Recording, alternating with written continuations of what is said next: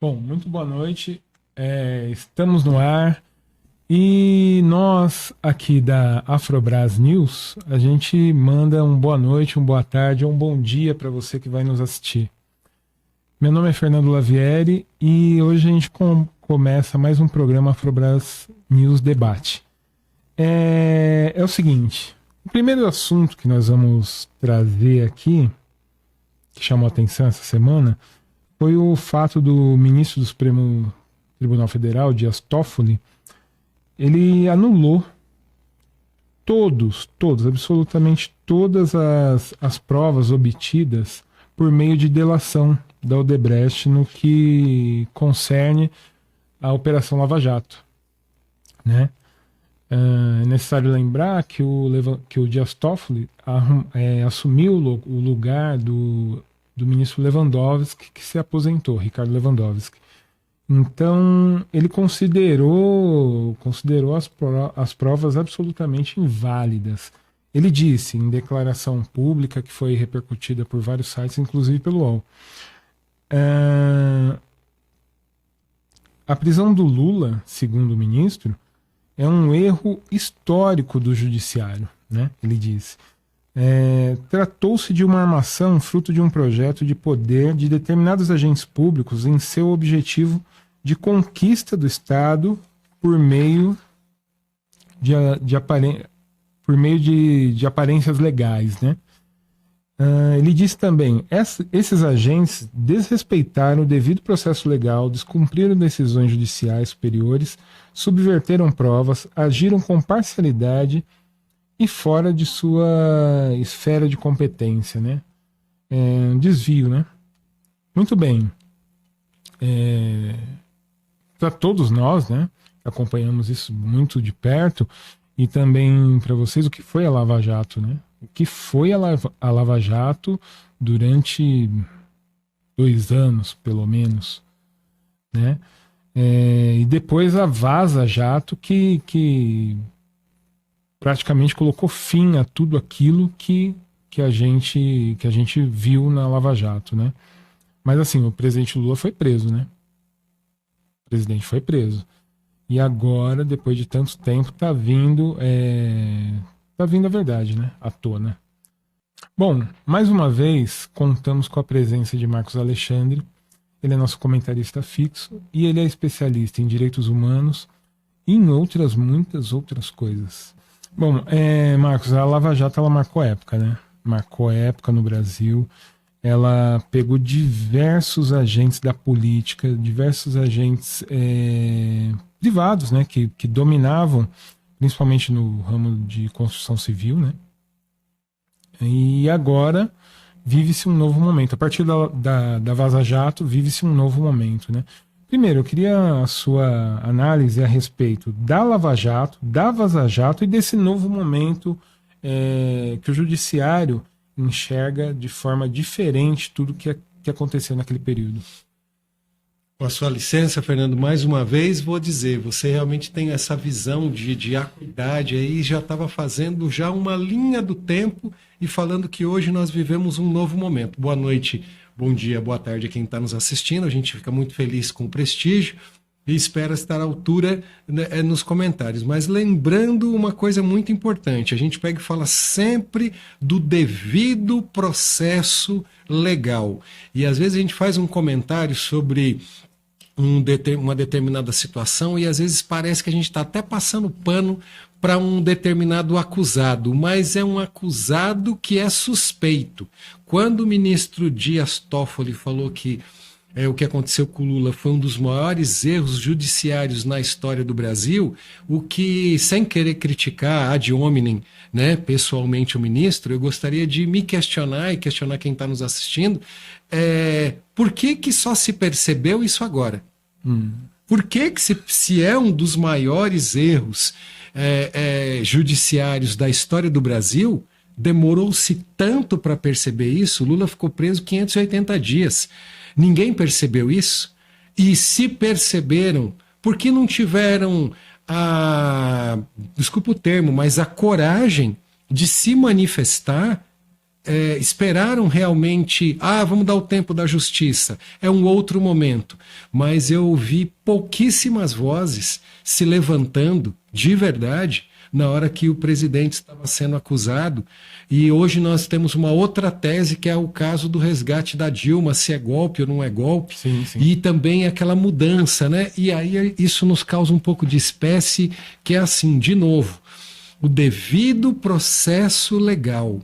Porque o que a gente está vendo hoje é a desconstituição de uma série de provas que mostrou que o devido processo legal e principalmente as questões de competência não foram respeitadas, mas a gente precisa parar para pensar que, infelizmente, o conjunto probatório, mesmo que as provas tenham sido obtidas de forma ilícita, mesmo que nós tenhamos visto muitos excessos, alguns culpados parece que havia nessa história.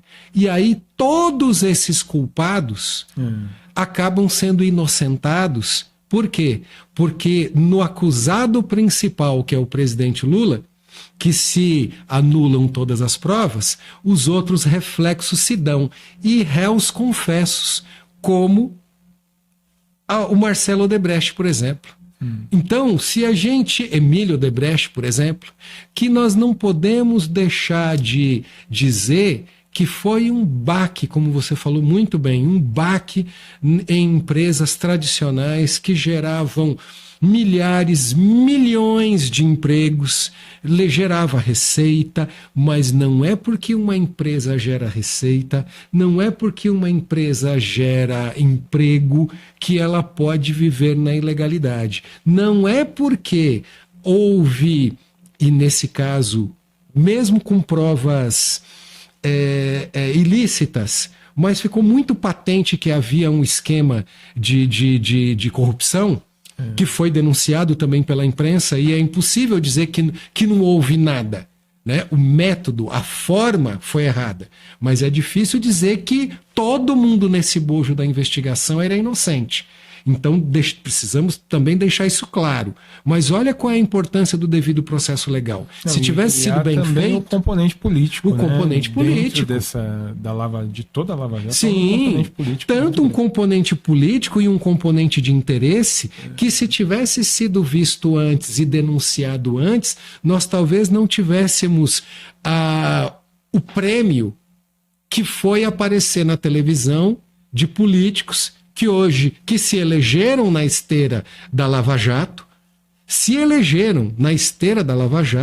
como caçadores de ilícitos, como nós tivemos o ex-presidente Fernando Collor, que a verdade é essa, foi um engano à população brasileira como um caçador de marajá. Sim. Então, muitas vezes, quando a gente vê um paladino da justiça aparecendo, dizendo que é um justiceiro, que, de novo, que a gente sempre bate na tecla, a gente não tem muita memória como brasileiro, que a gente lembra que a história nos remete que muitas vezes aquele que está gritando é o lobo, ele geralmente está disfarçado. E, como você falou, o componente político, que resultou na eleição de pessoas que, infelizmente, se aproveitaram dos seus 15 minutos de fama. Nos seus 15 minutos de fama, jogaram no lixo, muitas vezes, a sua própria biografia.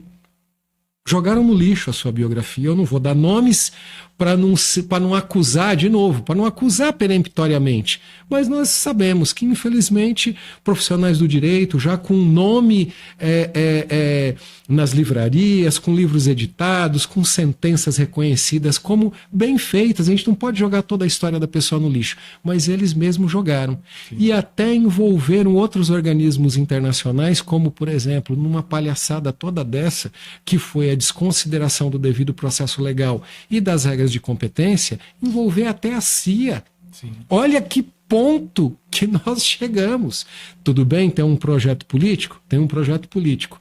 Mas eu ainda, que mais me causa espécie é não ter havido ninguém no momento para se levantar em defesa, não do presidente Lula, mas em devido processo legal. E hoje fica meio complicado porque a gente tem que puxar pela memória, o ministro Dias Toffoli acabou recebendo o presidente Jair Bolsonaro na sua residência, que é uma coisa muito difícil, num momento em que se demorava para liberar o presidente Lula para comparecer no velório do irmão. Então, aí parece uma coisa que tem lado. E o ministro se colocar numa situação dessa, inclusive com uma eloquência que ele deu agora na sentença, que apesar de ser aplaudida pela esquerda, é um aplauso de polichinelo, porque é tão eloquente, é tão peremptória, é tanta lambeção, se eu posso dizer isso nessa sentença, que acaba ficando chato para a instituição. Não que o Supremo, não que o Executivo, o Judiciário, o Legislativo não possa mudar de opinião. Não possa o STF defender uma nova tese, ou como você felizmente falou, um novo momento. Mas mostra uma virada de chavinha justamente para quem está no poder. E isso, essa isenção a gente precisa respeitar e essa isenção a gente precisa defender. A gente não pode ter uma coisa que o Supremo está lá justamente para nos dar, como guardião e intérprete máximo da Constituição, a segurança jurídica. Quando a gente começa a ver essas mudancinhas de fase, o que a gente sente? No mínimo, a gente sente uma certa insegurança jurídica que parece que os ventos vêm e as opiniões mudam. Isso é muito triste. Mas assim, bom, tanto a Lava Jato como a Vaza Jato já entraram para a história da política e do judiciário no Brasil. Sim. Então merecem um programa à parte e a gente deve retomar esse assunto mais à frente. Marcos, outra coisa, outro assunto, né, outro tema que a gente tem ainda envolvendo o STF é o caso mas aí completamente outra direção. A Rosa Weber, presidenta do STF, ela permitiu ocorrer a retomada dos mutirões penitenciários.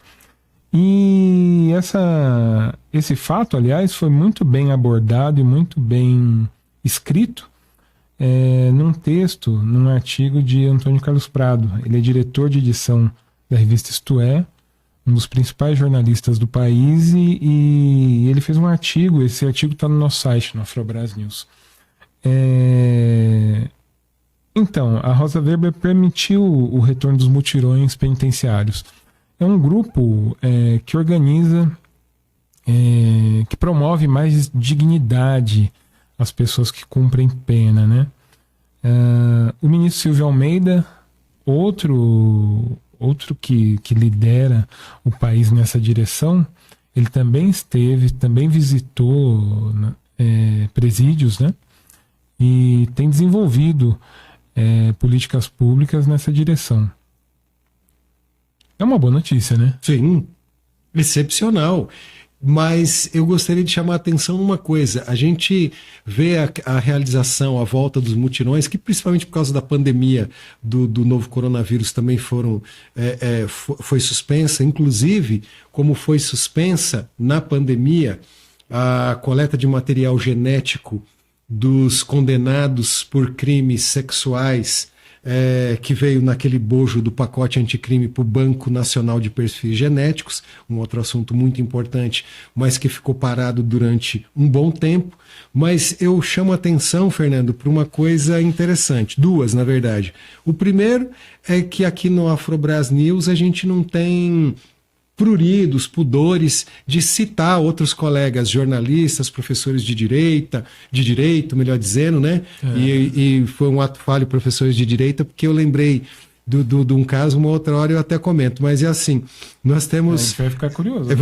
Agora, mas eu vou contar, né? Fica como um ato falho. Você que trabalhou na Isto É, inclusive, eu acabei conhecendo você como jornalista na Isto É, se você me permite esse recordatório e essa apresentação também para quem está nos assistindo, que trabalhar aí nessas revistas prestigiosas, isso também é um carimbo né, que demonstra a qualidade dos profissionais que acabam sendo apresentados aqui, como é o seu caso, e a Isto É não carimba qualquer coisa. Quando publica realmente uma das revistas mais prestigiosas e com um dos melhores jornalismos do país, quem dirá do mundo, né, de um altíssimo nível jornalístico, eu acho que é importante que a gente leia esse artigo e outros, e que bom que você que cuida do site, você que faz essa curadoria, também faz a escolha de materiais qualificados, né? Materiais realmente qualificados. E falando de qualificados, eu vou lembrar de ontem, foi o Profissão Repórter, o Caco Barcelos, que eu mando um abraço para o Caco, para toda a equipe do Profissão Repórter, que revolucionou com uma coisa simples, mas o jornalismo moderno, que é colocar o pessoal realmente lá naquele jornalismo gonzo, né? Que vai até o local, conversa, senta na cama do entrevistado, pega na mão, se envolve. Isso estava faltando muito no jornalismo brasileiro, e o Caco foi muito feliz de se reinventar esses profissionais e trazer essa novidade, melhorando as histórias. Uma coisa interessante foi que ontem mostrou uma juíza visitando uma carceragem no Sul, não preciso detalhar a história, e ela visita de 15 em 15 dias. Uma coisa interessante que me chamou a atenção é que ela estava em busca de pessoas que ali estavam presas, mas que apresentavam problemas psiquiátricos, para que ela pudesse, junto com a Defensoria Pública, examinar mais de perto os casos e ver aqueles que não precisavam exatamente de cumprimento de pena, mas que precisavam de tratamento. E isso me comoveu muito, assim, no pequeno trecho que eu assisti, e vem no que você tá dizendo, porque, assim, a gente realmente precisa ter empatia com a população carcerária. Uma, porque mais de 50% da população carcerária brasileira está lá sem sentença penal definitiva. Então, está preso. Mas ainda não terminou o processo, não foi transitado em julgado. Muitas vezes ele ainda não tem sentença. Se eu vi casos de policiais que foram acusados de homicídio no serviço, que demorou 4 anos, e eu vi isso, 4 anos para marcarem um julgamento, e eu vi isso, e esse rapaz acabou se suicidando, que eu conheci muito próximo, sem ter ido para o julgamento. Imagina o cidadão comum como está nessa situação. E aí vem Silvio de Almeida, um baluarte dos direitos humanos brasileiro, nosso ministro, um exemplo que a gente precisa conhecer um pouquinho mais de perto a obra dele e tê-lo realmente como uma referência, e entender de novo que não se trata de direito dos manos, como o pessoal costuma dizer, e o outro que está preso poderia ser a gente. Talvez por uma questão não só de índole, o cara é bandido porque quer. Muitos são bandidos porque faltou oportunidade, muitos são bandidos. Eles estão dentro do sistema carcerário porque foram envolvidos, que faltou oportunidade, até porque são inocentes. E mesmo ele sendo culpado, depois que ele pagou a dívida dele com a sociedade que está na legislação, e mesmo enquanto ele não pagou, que a gente tem progressão, a pena não é eterna, não pode ter uma punição eterna, ele precisa de, no mínimo, uma compreensão da sociedade. Por quê? Porque se a gente continuar odiando, é fácil falar isso, professor, não foi você que teve uma filha estuprada, não foi você que teve o carro roubado, não foi você que tomou um tiro, tudo bem, não fui eu. Não fui eu, mas nós já vivemos a lei de Talião, e a lei de Talião foi superada porque não deu certo. Se olho por olho, dente por dente desse certo, a gente já teria aí uma população de cego e banguela e estava resolvido, mas a gente sabe que não resolve. Infelizmente, nós que achamos que temos mais, nós precisamos dar mais. Nós precisamos dar, mas eu tenho que dar mais como cidadão? Talvez sim, para que a gente realmente apoie a ressocialização do preso, porque eu lhe digo, se a gente, e falo como negro, se pra gente que é negro, que anda direitinho, que paga as contas, que anda certo, é tão difícil o emprego. Agora imagina para um egresso do sistema penitenciário. negro. Imagina. Se reinserir na sociedade. Imagina. Aí a gente fala assim, e qual é a solução? Eu não sei qual é a solução, mas que a gente precisa pensar, a gente precisa pensar. Um fato que está aí, que eu, da minha outra atividade dentro da segurança pública, que não está em foco aqui, que eu não estou falando isso aqui como servidor público, mas como professor de direito, eu paro e cidadão paro para pensar. Por que as facções criminosas conseguiram cooptar tantas pessoas? Porque são criminosas, são, mas muitas vezes é aonde o egresso olha para um lado, olha para o outro e ele fala: o que eu vou fazer? Eu não tenho emprego, eu não tenho apoio, eu já estou estigmatizado, eu tenho que apresentar um atestado de antecedentes criminais, o cara não quer eu aqui, eu errei e errei para sempre. E aí o que ele faz? Ele volta para o crime. Já é difícil, já seria difícil se não tivesse alternativa. E tem um monte. E essas alternativas das facções, as alternativas estão aí. Se a gente não trabalhar com justiça restaurativa, como eu conheci o trabalho do juiz João Cotrim Machado, brasileiro, que defende muito a justiça restaurativa, se a gente não trabalhar, entre vários outros profissionais do direito, mas se a gente não trabalhar com isso, a gente vai continuar perdendo, e perdendo mais. Por isso está de parabéns Rosa Weber, Silvio de Almeida, e está de parabéns quem está vendo que agora é a oportunidade de, quem sabe, salvar um. Sim. Nem que seja um. Se as pessoas puderem ser reinseridas, né, vai fazer muita diferença, tanto na vida pessoal delas, como para a sociedade, né? Que assim, é muita experiência que vai ser transmitida. E essas unidades que acolhem, né? Nas quais as pessoas são inimputáveis por causa de problemas de saúde, elas vão ter que deixar de existir, né? Sim.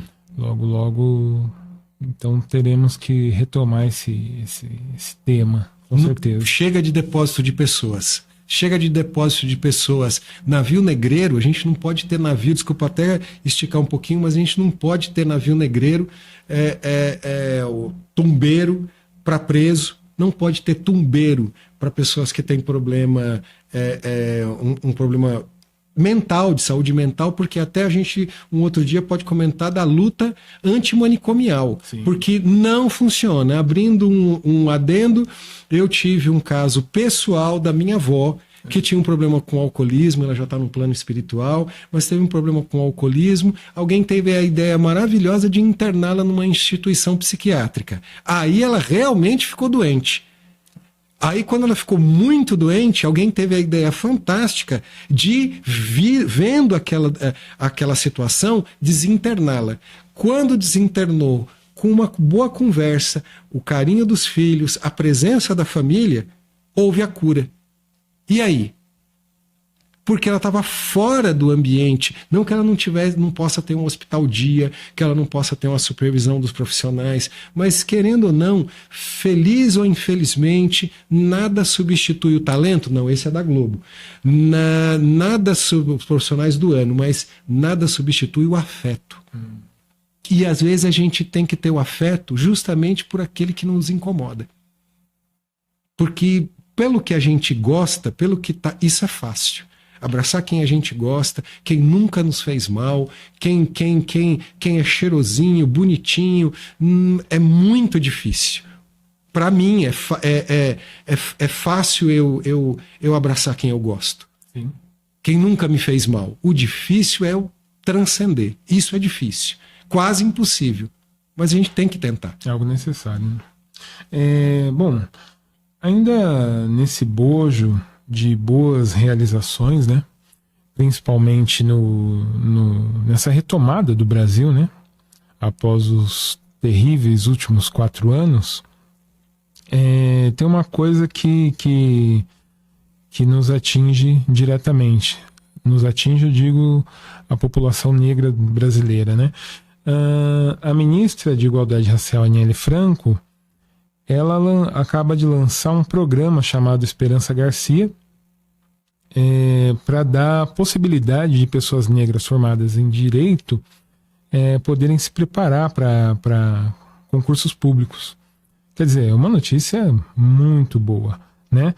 Serão ofertadas bolsas de estudo de até R$3,5 mil, R$3.500, e são 130 vagas.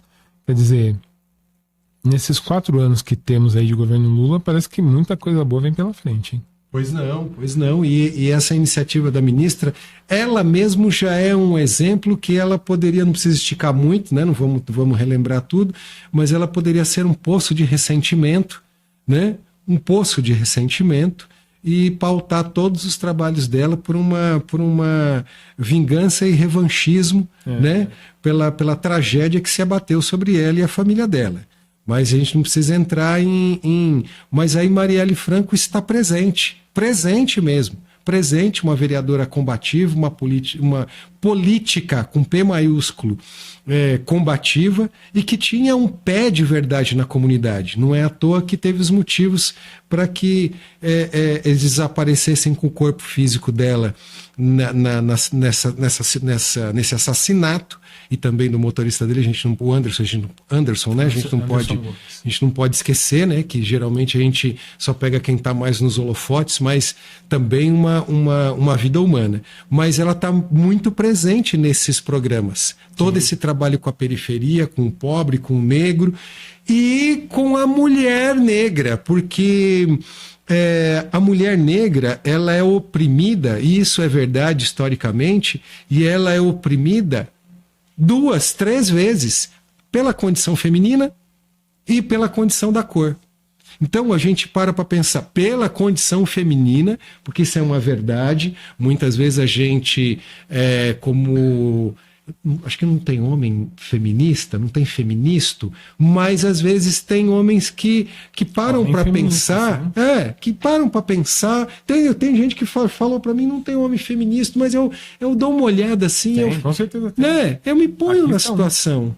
Parabéns aí. Eu me ponho na situação. Se para mim é difícil, imagina para a mulher. Eu vejo pela minha mulher, que não é negra. Mas eu vejo que a minha mulher passou, mas eu vejo que a minha filha passa, que é advogada, negra, a dificuldade. E aí o que acontece? Minha filha é operadora do direito, minha filha é advogada trabalhista. Deixa eu te interromper um pouquinho. Explica pra gente aqui o seguinte, uma pessoa negra, ou qualquer pessoa, faz o curso de direito. Tá. Se ela for pobre, especialmente os negros, ela passa por dificuldades para poder se formar, conquistar outros conhecimentos para poder fazer um bom concurso público? Puxa vida, para ter uma ideia. A partir da sua formação, né? A partir da formação. Curto e grosso, por melhor que seja a faculdade de Direito, o curso de bacharelado em Direito, que qualquer pessoa faça, o curso do bacharelado em Direito não é um curso para concurso. Um dia a gente pode tirar fiz aqui um pleonasmo, né? Porque até emociona. Passar em concurso público. Eu dei aula 3 anos em curso preparatório para a Polícia Civil do Estado de São Paulo. Lecionei, primeiro, a disciplina Língua Portuguesa. Aí os professores não queriam dar aula, pelo menos naquele cursinho, dar aula sábado, domingo, feriado, não aguentavam, alguns não aguentavam, e precisa ser assim, porque o tempo para o edital, exemplo, saiu agora os concursos para delegado, perito criminal, médico legista, da Polícia Civil do Estado de São Paulo, foi publicado essa semana. As provas já vão ser agora novembro e dezembro. Então, nós estamos no mês de setembro. Se a pessoa correndo não estudar tudo que está lá no edital, muitos vem estudando, mas se não houver uma revisão de todos esses conteúdos, ela não consegue passar. Então, é sábado, domingo, feriado, estudando. E com professores que vão dar o material segundo está no edital.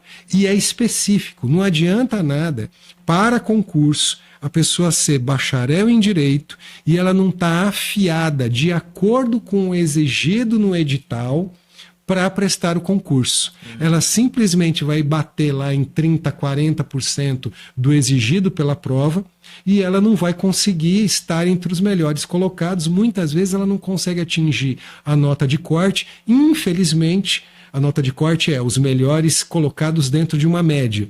Ou às vezes ela não consegue, que nem no concurso para delegado da Polícia Civil que está lá no edital. No mesmo dia vai ter a prova objetiva de xizinho e a prova dissertativa com questões escritas, né? Uma dissertação, né? O que vai acontecer?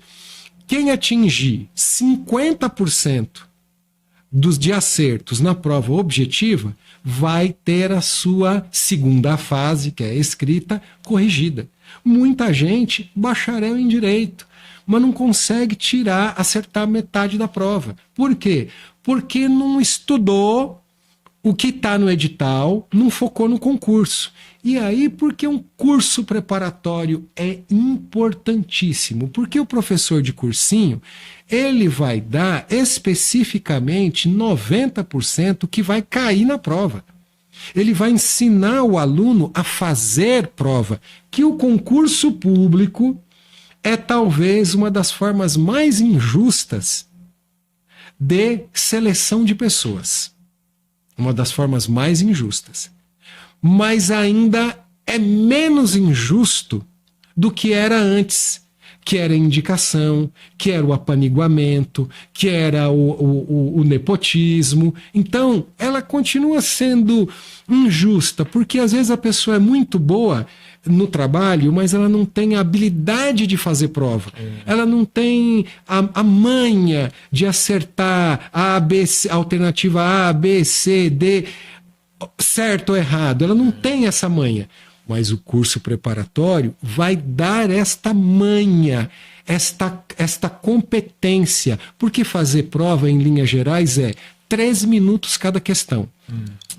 Não conseguiu resolver a questão em 3 minutos, pula para outra. Por quê? Porque senão não vai, objetiva, não vai dar tempo de passar para a folha de respostas, sim, em média. Porque são 80 questões, 100 questões, como no MP, 100 questões. Se a pessoa perder o candidato mais de 3 minutos em cada questão, em média, ele não consegue passar as 100 questões para a folha de resposta. Se ele não entregar a folha de resposta, ele vai ser eliminado do certame. Sim. Então, isso que a ministra está oferecendo, essa ideia, com certeza com a equipe dela, vem numa forma prática. Por quê? Não adianta ter um preto, uma preta, um negro, uma negra, como queira falar, formado, bacharel, e sem condições, muitas vezes, de se sustentar porque não conseguiu entrar num concurso público da área dele, que é direito. Não que a pessoa só vai conseguir se sustentar se for funcionário público. Mas a gente tem que ser claro, para a ascensão social do negro, é uma oportunidade muito boa. É um direito do negro, mas muitas vezes é uma impossibilidade. Por quê? Porque ele já é pobre, já vem pobre. Não todo negro, é óbvio. Ele já vem pobre, ele já vem numa faculdade muitas vezes que o curso foi noturno, ele já chegou cansado.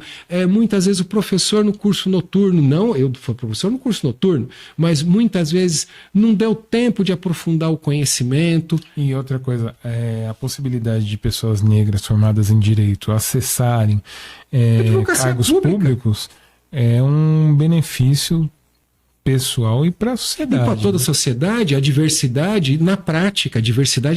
Você entrevistou o primeiro negro na direção do Banco Central. Chega de ser primeiro. Nós já estamos de paciência cheia no século XXI de toda hora ter que entrevistar o primeiro negro nisso, o primeiro negro naquilo. Estamos em 2023. Pois é. Aí vai ter que ser primeiro negro naquele primeiro. Não, tem que ser. Tem o primeiro negro, beleza, vamos comemorar, vamos colocar nos anais da história, mas tem que deixar de ser sempre só o primeiro. O legal é se você pudesse receber aqui, olha, nós temos a primeira leva de 50 novos advogados públicos, de 50 novos procuradores no Brasil, negros, 50 novos delegados de polícia num concurso de 500 vagas. Tomara que se É isso. logo. Antes da gente retomar os temas mais importantes, eu quero dar uma notícia aqui também dentro desse contexto, que é o fato do presidente Lula ter assinado novas demarcações de terras para povos indígenas. Então, assim, golaço, né? Mais um golaço porque era uma coisa que era inimaginável nos últimos 4 anos. Bom, muito bem. Para dar continuidade ao nosso programa, hoje a gente conta com a participação de Luiz Eduardo Soares. O professor Soares é um dos maiores especialistas do país em segurança pública. Professor, a minha primeira pergunta é a seguinte. Antes, eu gostaria de contextualizar. Após a morte de George Floyd nos Estados Unidos, a ONU ela lançou um programa para ver como que as ações, né, de agentes de forças de segurança impactam a vida de pessoas negras em todo o mundo, né? A conclusão poderia ser mais evidente. Bom, o racismo estrutural ele continua prejudicando a participação de pessoas negras na política. E tal fato, né, ele contribui para a perpetuação da violência contra pessoas negras em todo o mundo. O Brasil é um dos países que lidera esse estudo, né? Onde o racismo estrutural impacta profundamente, né? Muito bem. Professor, eu gostaria dos seus apontamentos a respeito das operações policiais no Brasil esse ano principalmente. Aqui em São Paulo, a Operação Escudo ela terminou essa semana, mas na Bahia e no Rio de Janeiro elas continuam ocorrendo, né, as ações policiais. Professor, na Bahia parece que é um caos, né? A percepção é de caos, assim como no Rio de Janeiro também, com um número incrível de crianças que morreram e de pessoas negras mortas, né? Por favor, professor. O que a gente vive na segurança pública no Brasil é indissociável da realidade histórica brasileira. Realidade histórica moldada pelo racismo estrutural, pela exploração de classe, pelo autoritarismo que é intrínseco ao modo de desenvolvimento do capitalismo no Brasil. O que está em curso é um verdadeiro genocídio de jovens negros e de jovens pobres nas periferias, nas cidades brasileiras, nas mais diversas regiões. Os números são incalculáveis e a dor, o sofrimento humano são não dimensionáveis. E nós temos que focalizar essa problemática como o grande desafio para a democracia brasileira. Se é que algum dia nós vamos ter, de fato, uma verdadeira democracia no Brasil. Facções criminosas se enraizaram no Brasil, né? São diversos tipos e de contextos, né? Qual seria o movimento necessário para que esse enraizamento fosse contido, né? Quais seriam as políticas públicas que poderiam conter esse fenômeno, principalmente em âmbito federal? Por que avançam as facções criminosas no Brasil? Em função do encarceramento em massa, que é outra agressão racista e classista no Brasil. E por que há esse encarceramento em massa? Como é que isso se dá? Porque há um casamento perverso entre o modelo policial militarizado que nós herdamos da ditadura acriticamente com essa hipócrita, irracional, bárbara lei de drogas, que na verdade criminaliza a pobreza. A polícia militar está presente em todo o país e ela é forçada, pressionada, levada a prender, como se fosse essa a sua missão. Como ela é proibida constitucionalmente de investigar, ela prende em flagrante delito. Ela é o que ela faz, é o que ela pode fazer.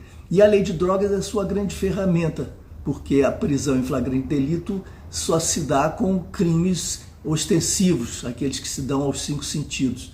Então, todo o foco e a energia da Polícia Militar e da segurança pública no Brasil se volta para as pequenas negociações no varejo do comércio das drogas. Por isso, nós já temos quase 40% dos 832 mil presos no Brasil que estão lá por condenação ou cumprindo pena ou esperando julgamento por tráfico. Mas nós não estamos falando de grandes traficantes, e sim dos pequenos varejistas. E isso, evidentemente, fortalece as facções criminosas, porque o Estado não cumpre a LEP, a Lei de Execuções Penais, e as unidades prisionais são entregues ao crime organizado. Quem chega lá tem de sobreviver e tem de depois prestar lealdade à organização que garantiu essa sua sobrevivência. Por isso nós estamos contratando violência futura, entregando a juventude às facções criminosas e, digamos, destruindo vidas, destruindo gerações e suas famílias em nome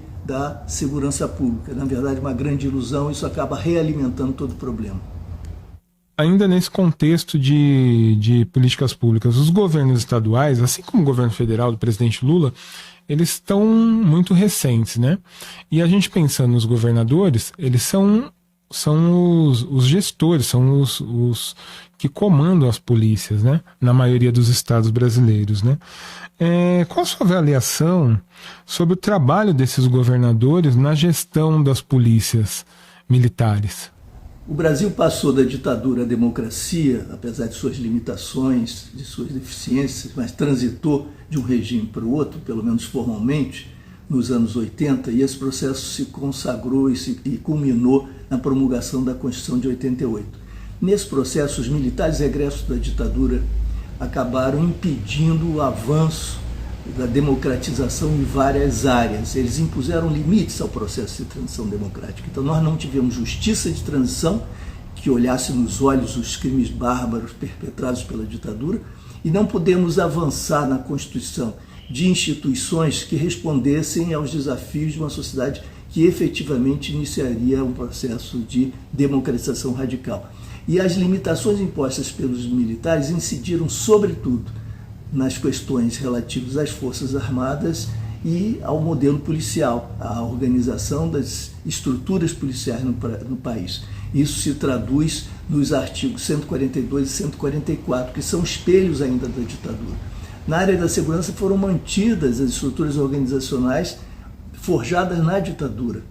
E que implicação isso teve? Essa não é uma questão menor, não é uma questão puramente formalista, porque com estruturas organizacionais mantidas, são mantidos também homens e mulheres profissionais treinados no período da ditadura, formados com sensibilidade de valores daquela época. As culturas corporativas passaram incólumes, não houve sequer transição, portanto, na cultura corporativa, nas culturas corporativas e nas práticas policiais. Isso gestou o que eu chamo um enclave institucional refratário à autoridade civil política republicana, à Constituição e aos direitos humanos. E nós, então, convivemos com um poder que se exclui do poder político republicano. De fato, um enclave. Isso explica o que está acontecendo nas instituições policiais. É claro que há aí variedade, contradições, mas basicamente se formou um enclave e, portanto, nenhum governador efetivamente comanda as polícias brasileiras. Isso é escandaloso, e o Ministério Público não cumpre o seu dever constitucional de exercer o controle externo da atividade policial. Há também solidariedade por parte de grupos políticos conservadores, há inclusive progressistas que embarcam no discurso demagógico do populismo penal, dessa repressão militarizada, e com o apoio de segmentos sociais. Esse enclave, portanto, só se reproduz porque encontra alianças importantes. Nós temos que enfrentar esse enclave, romper esse enclave para democratizar as instituições e suas práticas, sobretudo. Professor, para a gente terminar, eu volto aos Estados Unidos agora. Esse país ele ficou caracterizado a partir dos anos 1970 pelo rigoroso combate às drogas, né? Com muita força policial, investimento e tudo mais. Só que agora, professor, os Estados Unidos são líderes em arrecadação com a venda de maconha. E o turismo da maconha também, né? Quer dizer, o país está arrecadando muito dinheiro com esse, parece um contrassenso, né? Todo esse trabalho que foi feito nos Estados Unidos a partir da década de 70 reverberou por outros países do mundo, inclusive no Brasil. O Brasil adotou esse tipo de ideia, né, de combate às drogas por meio da força policial. Eu gostaria de saber do senhor agora, esse fato dos Estados Unidos estarem ganhando dinheiro a partir da venda e do comércio da maconha, isso deve ser adotado por outros países, inclusive pelo Brasil? O Brasil deve liberar e regularizar a maconha a partir de agora, com esse, digamos, com esse incentivo estadunidense? É preciso discutir a sério, sem preconceito, a legalização das drogas. Isso é um imperativo se o nosso objetivo é construir uma democracia antirracista e uma transformação do Brasil no sentido de uma democratização radical. E por que é fundamental a legalização das drogas? Eu sei que não há ambiente para um debate profundo, verdadeiro, sincero a esse respeito, mas nós temos de pôr isso na pauta de alguma maneira, pelo menos na sociedade, enquanto na política houver ainda essa censura, esse bloqueio, fruto de uma correlação de forças marcada pelo predomínio do fascismo, né, como nós sabemos. É indispensável porque a guerra às drogas é uma guerra contra os pobres, as pobres e contra os negros e as negras. É parte do mecanismo de reprodução de dominação de classe no Brasil e de intensificação, aprofundamento do racismo estrutural no nosso país. De alguma maneira, alguém poderia dizer que esses 30, 40 anos de guerra às drogas produziu algum efeito positivo? Por exemplo, redução do consumo, por exemplo, aumento da segurança pública para todos, em todas as cidades. Algum efeito positivo se obteve disso? Não. Nós tivemos o genocídio de jovens negros e jovens pobres, centenas de milhares de mortes no país, mortes de profissionais de polícias, porque eles são também trabalhadores e cidadãos e muitos deles acabam envolvidos nessa máquina de morte, contrariamente aos seus impulsos naturais, sua vontade e aos seus compromissos de classe e às suas origens. Esse é um processo em que todos esses atores são vítimas. A guerra às drogas é uma guerra contra qualquer possibilidade de democracia. Empurra as instituições policiais na direção da belicosidade, em que o suspeito é tratado como inimigo, em que a cultura militarizada se impõe, uma formação subjetiva se congela, que reafirma também o patriarcalismo. Nós temos de abrir esse debate e isso é absolutamente imprescindível. Muito bem, eu gostaria de agradecer a participação do professor Luiz Eduardo Soares e passar para outro assunto. Professor, muito obrigado. Marcos, para a gente finalizar, sim, é o seguinte, essa semana Danilo Carvalho está sendo extremamente procurado nos Estados Unidos, né? Danilo Carvalho, ele foi condenado à prisão perpétua nos Estados Unidos pela morte da sua ex-namorada Débora Brandão. Ambos são brasileiros. Então é um fato diferente, né, que tem ocorrido nos Estados Unidos, mas que chama a atenção do Brasil pelo fato de serem brasileiros. A recompensa pela captura, né, do Carvalho é de cerca de R$5.000. E atrás dele está a SWAT, o FBI e a Polícia do Estado da Pensilvânia. Marcos, o que te parece isso? É uma coisa, né, surreal, né? Porque me lembrei do caso do Lázaro aqui sim, a espetacularização criminal. E aí a gente pega e quer reclamar, às vezes, do Brasil, dos programas noticiosos do começo da tarde, que tem algumas emissoras, mas isso aí a gente já importou dos americanos, infelizmente. E aí isso aí vai alimentar muito a mídia. E eu fiz assim, por quê? Porque eu também estou procurado, porque a gente faz o Afrobras News, que eu te agradeço sempre o convite e a parceria, mas eu até me distraio, porque eu estou até passando que daqui a pouco eu tenho que entrar na sala de aula para dar aula. tô no estertor do limite passado atrasado. Mas eu te conto uma coisa, não te corrigindo, mas você falou 5 mil, mas é 5 mil dólares. O cara tá valendo mais. 20, na cotação que você já fez, quase 25 mil reais. Ele tá valendo mais. Mas o que a gente fica pensando é assim, o ruim é que, de novo, fica aquele estereótipo do brasileiro, né? É uma coisa pesada, porque eu me imagino, eu tenho uma sobrinha que está lá nos States fazendo uma especialização, e ela comentou comigo, tio, o que fica triste numa videochamada, o que é triste com esse caso aqui, é que aí as pessoas chegam pra gente e falam, você é brasileira, né? Aí tem que comentar. E aí você tem que falar que sou brasileira e tal, então ele é brasileiro, tá, ele é brasileiro, mas e aí o que tem a ver? Então, infelizmente, o que mais chama atenção, ele é um assassino, um condenado, mas ele podia ser turco, japonês, americano, mas como ele é brasileiro, então é a primeira coisa, assassino brasileiro, isso pesa muito.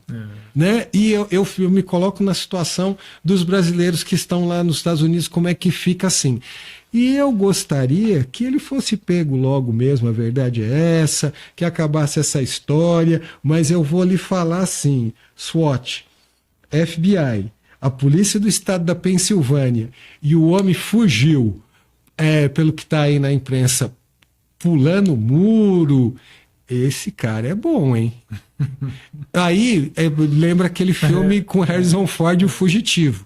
Mas o que é mais triste é a gente pensar na espetacularização do crime. Sim. Não é à toa que a gente vive uma fase hoje com Netflix, Amazon Prime, com os documentários de Isabela Nardoni, com os documentários da Fukunaga, os documentários agora que vai sair mais um do Maníaco do Parque. Parece que a nossa sanha é ver o espetáculo do crime, o espetáculo da perseguição. Isso acho que revela muito mais da audiência do que do próprio investigado, né? Do próprio acusado, do próprio criminoso. Talvez isso um dia pode pegar um psicólogo para comentar, talvez isso revele um pouco mais ainda da audiência. Sim, sim. Bom, Marcos, muito obrigado, foi um prazer mais uma vez. Daria para a gente continuar por muito tempo batendo papo aqui sobre esses assuntos, mas vamos deixar para a próxima vez. Gente, muito obrigado, uma boa noite, até mais.